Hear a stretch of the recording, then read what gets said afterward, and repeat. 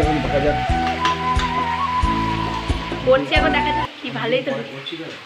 বাবা, আমার বর বলেছে আজকে আমাকে রান্না করে খাওয়াবে বন্ধুরা, সেই জন্য ও বলেছে যে আজকে তুমি রেস্ট নাও, আমি তোমাকে রান্না করে খাওয়াবো। এখন দেখা যাক কেমন রান্না টান্না হয়। ঝাঁকানাকা রান্না হবে মনে হচ্ছে রান্না বান্না দেখে। ওই সব কিছু নিজে গুছিয়ে গুছিয়ে করেছে, বলেছে আজকে তুমি রেস্ট নাও, আমি করব। তো বক্তব্য দেন রাঁধুনি, বলো বলো কিছু বলো। আমি তো জানি কি রান্না করছি খাবে। ও আচ্ছা, গন্ধ বলো কি বলে, বলো বলো জোরে বলো, একটু শুনতে পাই, সত্যি শুনতে পাইনি। অন গড, ভালো করতে পারবো না। ও বাবা, পারি না বলছে, তোমার মতো তো ভালো করতে পারি না। কে বলেছে আমার থেকে তুমি ভালো রান্না করো? আমার তো অনেক রান্না তোমার কাছ থেকেই শেখা। আমি কিন্তু অনেক রান্না ওর কাছ থেকেই শিখেছি, মানে ওর বলে দেওয়ার রেসিপি দিয়ে। আর এখন বলছে তোমার মতো তো ভালো রান্না করতে পারি না। বাবা, শুনলেও বুকটা ভরে যায়। তো দেখে মনে হচ্ছে কিন্তু ভালোই হবে, ও কিন্তু রান্না ভালোই করে।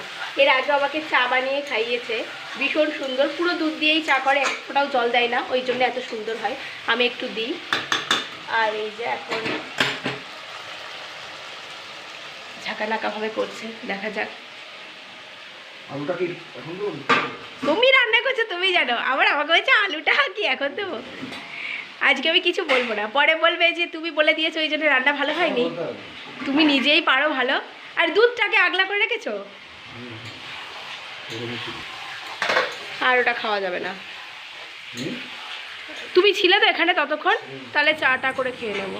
বড় রাঁধুনি আজকে রান্না করছে, আর এই যে সব মনে গুঁড়ো মশলা দিয়ে রান্না করেছে। সমস্ত কোটো কিন্তু আছে, যেহেতু ও নিজে রান্না করছে বলে একেবারে সব আলাদা আলাদা প্যাকেট কেটে নিয়েছে। আর একটু বেশি ভাজা হলে বেরেস্তা মনে করতাম, কি জানি। যাই হোক, যা করে করুক, আমি বাইরে চলে আসি, তখন বেশি বললে বলবে যে রান্না ভালো না হলে বলবে তোমার জন্য হয়েছে, কি দরকার। তো চলো আমি স্নান টান সেরে পুজো দিয়ে নিই, আমার যখন রান্নাবান্না করতে হবে না। তবে ও যতই রান্না করুক না কেন, আমি কিন্তু পরে করে নিয়েছি। ওই একটা পদ দিয়ে তো আর খাওয়া যায় না। আমি আমের চাটনি করেছি, উচ্ছে ভেজেছি, আরও কিছু রান্না করেছি, তবে স্নান টান করে পুজো দেওয়ার পরে করেছি। আর এদিকে দেখো এলোমেলো হাওয়া দিচ্ছে, সোনাইয়ের জামা কাপড়গুলো শুকিয়ে গেছে, কাঁথাগুলোও শুকিয়ে গেছে, এত সুন্দর শরৎ আকাশের মতো। কিন্তু কিছুক্ষণের মধ্যে আবার বৃষ্টি শুরু হয়ে গেছে। এখনকার ওয়েদারটা এরকমই হচ্ছে, একটু বৃষ্টি আবার রোদ, কী অবস্থা।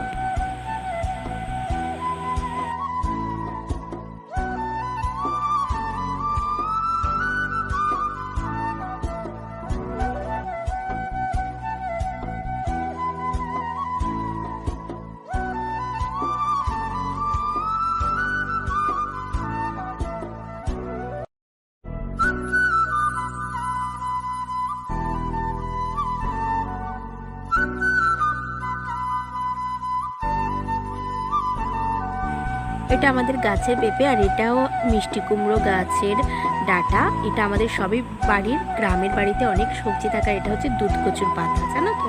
এইরকম এই যে দুধ কচুর পাতার যে ডাঁটিটা থাকে না, এটা দিয়ে অনেক কিছু রান্না করা যায়, অনেক রেসিপি। আবার হচ্ছে পাতাটা দিয়েও কিন্তু অনেক রকম করা যায়, কুচি কুচি করে কেটে বড়া ভাজা যায়। আবার অনেক সময় ইলিশ মাছের মধ্যে কিন্তু ইলিশ মাছের মধ্যে এই কচু পাতা মুড়িয়ে ভাপিয়ে খেলেও কিন্তু দারুণ লাগে। তো আজকের মতো টাটা।